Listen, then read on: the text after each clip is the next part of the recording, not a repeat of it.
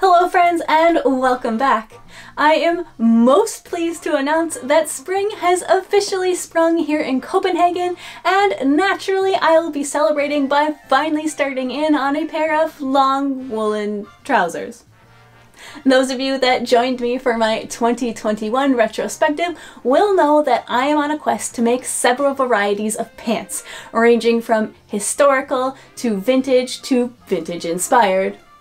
That video was both the least viewed and the most commented on, and more than anything else, y'all were hyped about pants. And so I cordially invite each and every one of you to join my Pragmatic Pants Posse.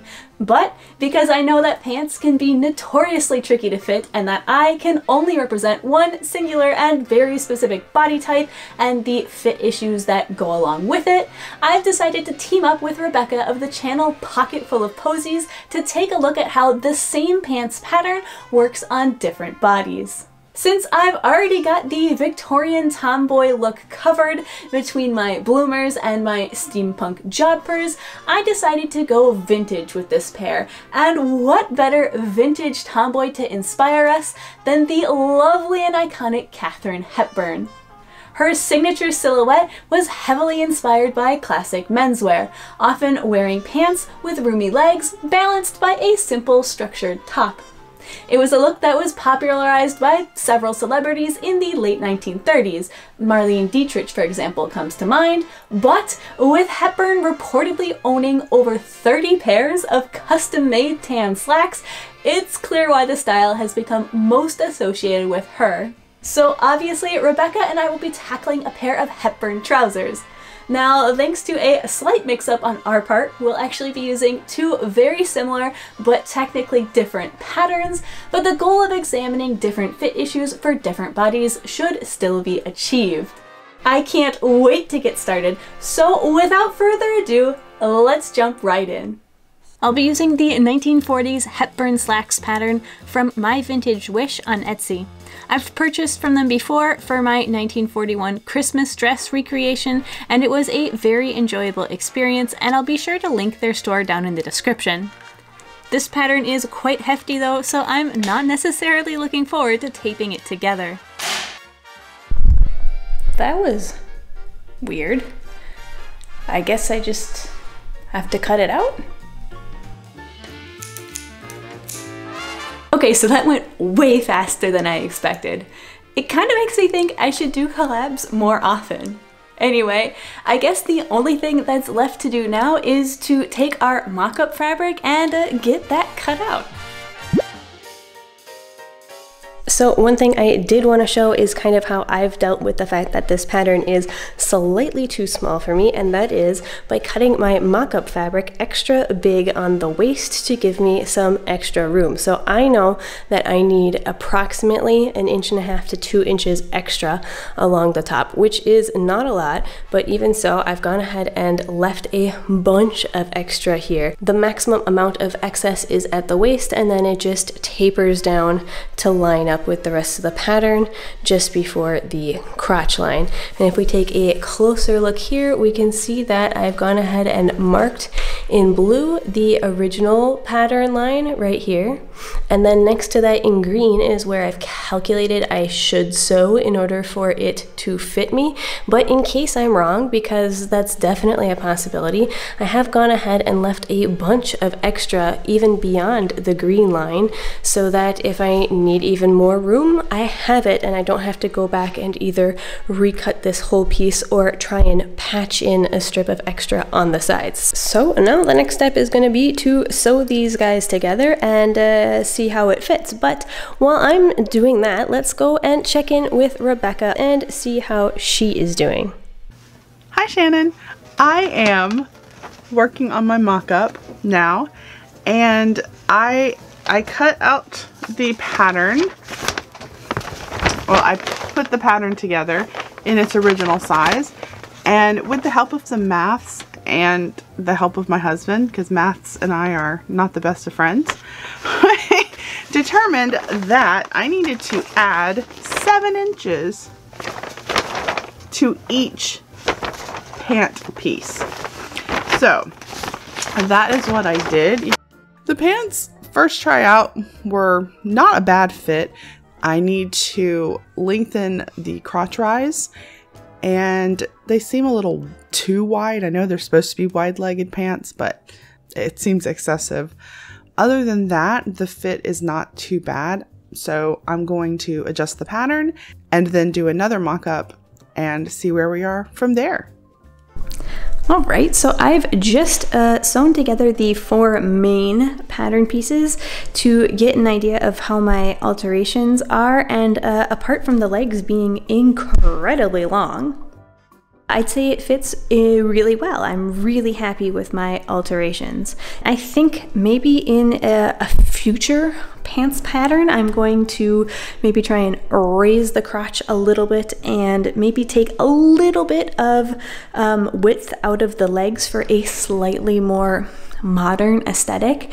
But for now, I'm gonna make this pair as is. And they are still, you know, a little bit baggy across the hips, but from what I've read, that's pretty period accurate. So honestly, I think I'm just going to keep it as is, which means that this alteration process has honestly been pretty smooth, and it makes me all the more happy that I decided to team up with Rebecca, because I think she's gonna have some maybe more useful alteration tips for those of you out there who are looking to size up this pattern. So definitely, again, make sure to go check out her video. I think it will have a wealth of useful tips and tricks for you. And so now the decision is, do I finish the rest of this mock-up to see how the pattern actually goes together, or do I just skip right ahead and start cutting it out of the real deal? In a shockingly mature decision, I decided to go ahead and finish off the mock-up and turn them into a sort of around-the-house lounge pant. And I'm super glad that I did, because after wearing them for a few days, I decided that I really should shorten the crotch length at least a little bit, because period accurate or not, I was constantly hiking these pants up anytime I wanted to sit down, or climb stairs, or do anything that involved bending my leg. So out came the pattern pieces, not only to update the new waistline, but to shorten the crotch by about an inch. Before any changes were made, I made sure to copy down the placement of the original registration marks, since those should stay the same. Then, to shorten the crotch, I drew 2 lines perpendicular to the grain line and 1 inch apart. In this case, perpendicular to the grain is also parallel to the edges of the paper, which was convenient. Then the pattern could be cut along the top line and slid down an inch, matching the edge up with the bottom line.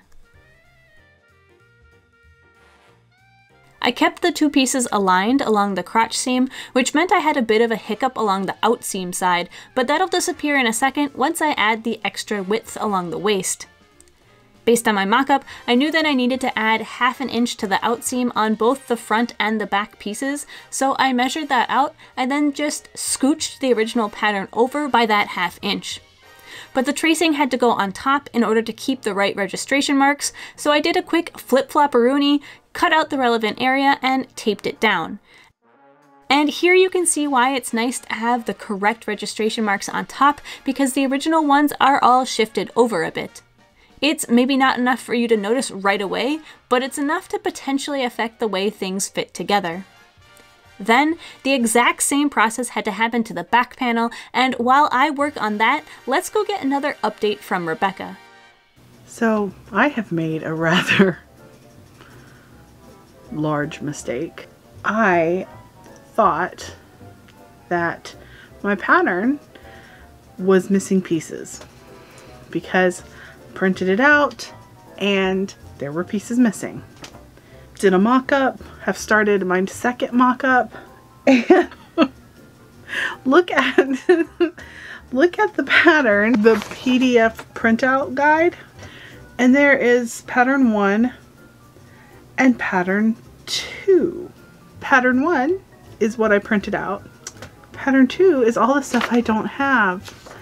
I didn't print out pattern 2. So I'm still going to, I printed it out, but I don't think I'm going to use it for the pants, because I've already adjusted the pattern of the back of the pants, which is the only piece I thought I had.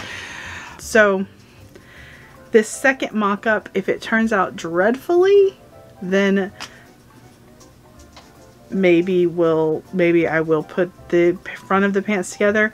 But just looking at the pattern, I don't think the front and the back are all that different, except for the back pieces have darts and the front doesn't. So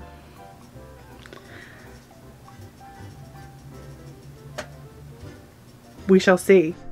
And as it turns out, Rebecca is not the only one having some patterning issues.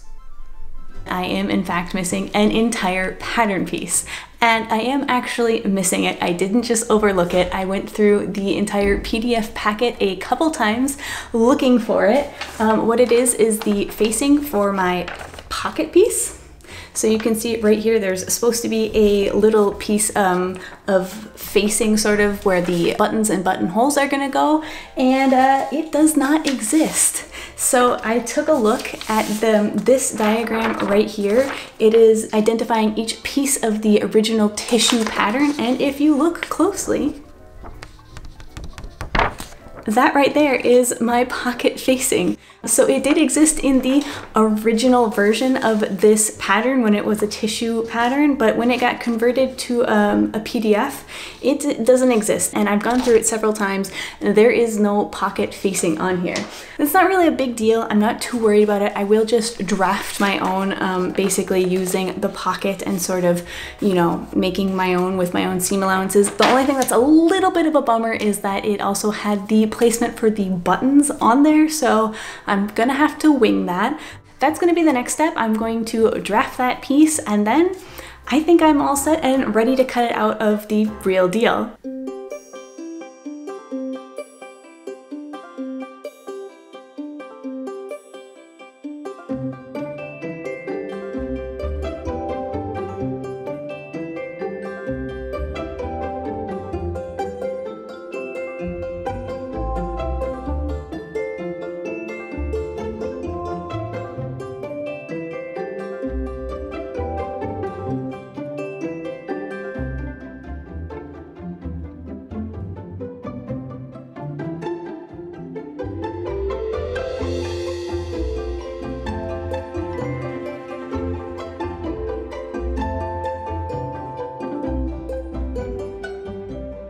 Okay, so I got some sewing done last night at work, mainly because I don't have any sort of buttonhole ability on my dollar store sewing machine here at home, and that actually turned out to be a questionable decision, as you'll see upon close inspection of the buttonholes, but let's just not talk about that. Let's instead take a look at all the stuff I did get done. So first of all, I did the usual preliminary steps. I added interfacing to some key pieces, even though there were absolutely no instructions to do so, and then I sewed up the darts on the back panels. Then, while the leg panels were still all separate pieces, I decided to sew in the pleat, and I went back and forth on this a lot because I prefer the look of an ironed pleat over a sewn in one, but the thing is that this fabric doesn't like to wrinkle very much, which I definitely discovered through thoughtful and deliberate experimentation, and not because I carelessly left my fabric sitting in a heap on my ironing board for close to a week. But while that's great for not having wrinkly pants, it also means that the fabric might not hold a pleat very well or for very long, and this is the Pragmatic Pants Posse after all, so I just bit the bullet and sewed the pleats in a very unergonomic process as I was hunched over my machine trying to get the stitches as close to the edge of the fabric as possible, but I think it was definitely worth it. So then I prepared the pockets, which meant adding that pocket facing, the one that I self-drafted earlier, and then sewing in the buttonholes. And as I said, my machine was a bit on the fritz, so they are quite possibly the ugliest buttonholes I've ever done, so I might try and get some matching buttonhole twist and redo them later, but for now, because I'm tight on time and I don't have the right thread, and they're pretty hidden anyways, I'm just gonna leave them as is and come back to it later. The whole pocket step was a bit confusing, in part because the instructions were not very well written and the corresponding images didn't necessarily correspond. Then there's the fact that my fabric doesn't have a clear right or wrong side, which might seem like it would make things easier, but actually made it much harder. And I won't go into all the details here, but I will be covering it in my behind the seams video next week. So if you want to learn how to do this type of pocket without all the trial and error that I went through, go ahead and click the little bell to be notified when that video comes out. But anyway, here is a little look at how the panel looks once it's sewn on, so you can get an idea of how they sort of work. And next I'm going to do a bit of hand sewing on all the little loose threads for a nice clean finish to all of my darts and pleats, and then I'll probably take them back in to work again tonight and see if I can finish them up.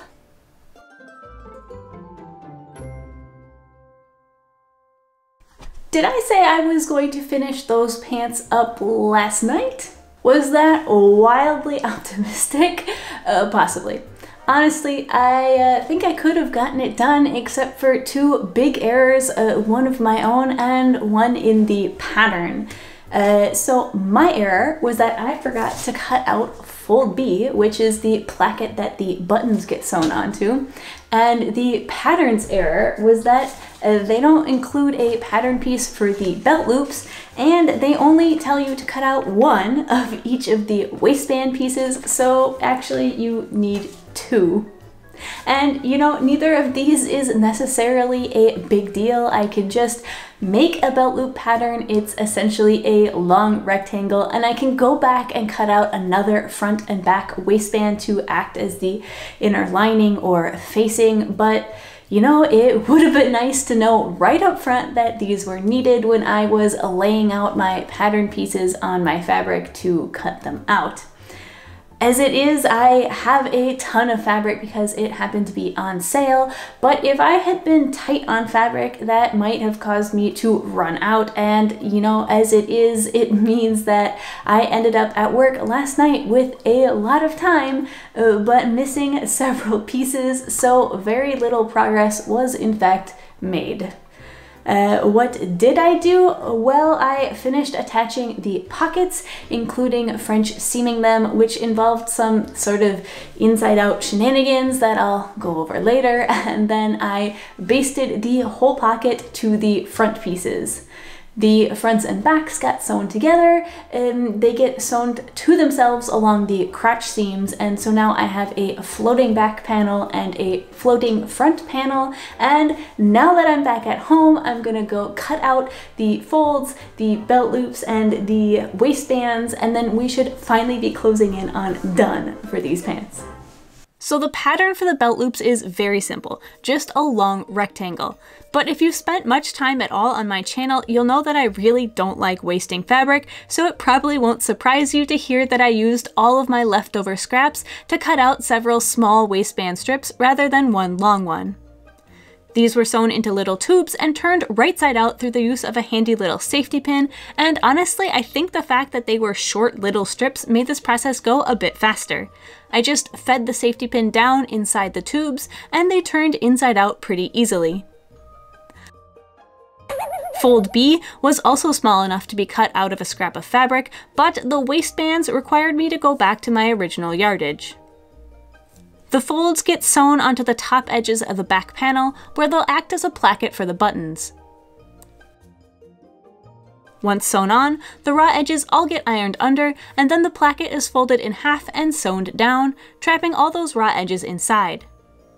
I said trapping all those raw edges inside. I decided to baste these down by hand first to make sure all the raw edges were properly tucked inside. Next, I tackled the belt loops and the waistbands. I made sure to pin all my darts and seams down in the right direction before sewing over them so that the back edge would be nice and clean. Then I was struck by the sudden and overwhelming fear that the pants wouldn't fit because I hadn't actually tried them on yet, so before finalizing the waistbands, I threw a few pins in and tried them on. Wow. And fortunately, they seemed to be the right size. Next, I went ahead and finished my waistband. The belt loops were basted down along the top edge of the waistband and then permanently secured by stitching the inner waistband down along all 3 edges. The inner waistband would be turned inside out and finished by hand later, so now I'll deal with the legs. These are sewn together along the inseam and outseam, and then I finished the edges off following the method suggested in the original instructions, which is flat felling them.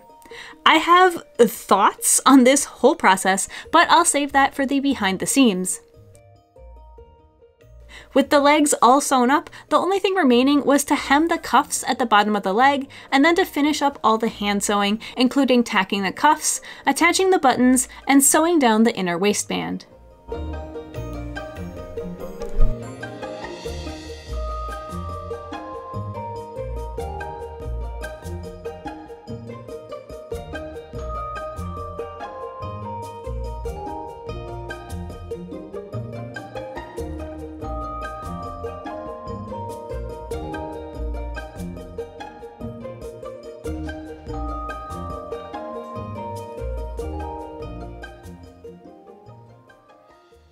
So in my usual fashion, while sewing Shannon is finishing off the last bits of hand sewing, I'll reflect a little bit on the pattern and the process.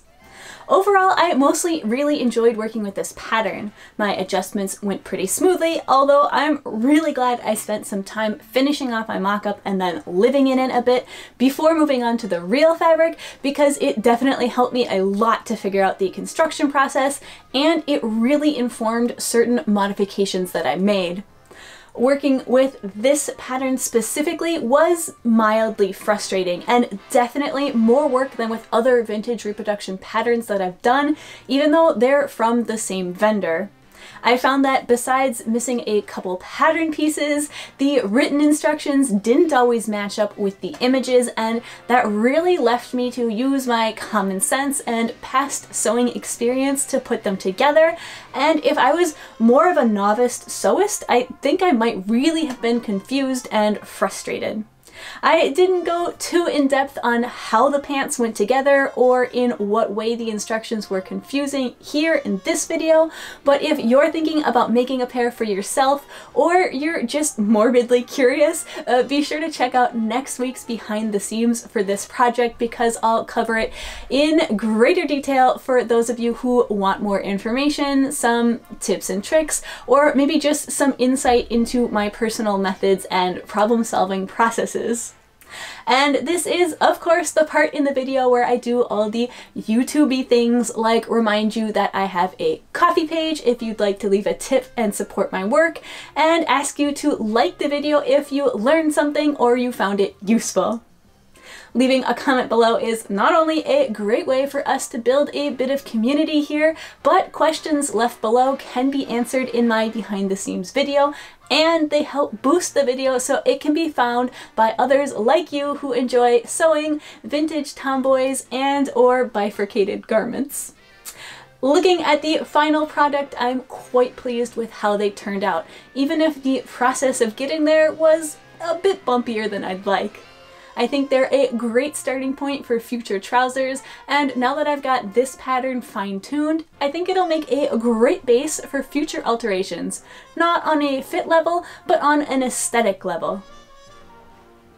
This pair was made simple and straightforward on purpose, following the original inspiration of Katharine Hepburn and her tan slacks. But in my next pair, I'd love to add some pleats in the front, play with pocket design, and add some unique and funky touches to make a truly custom pair of pants to climb all the trees in. If you haven't seen it already, be sure to go and check out Rebecca's channel for not one, but 2 videos with her take on Hepburn trousers, and stay tuned for one more collaboration between the 2 of us that involves some vintage drafting. Thanks for watching, and I'll catch you in my next video.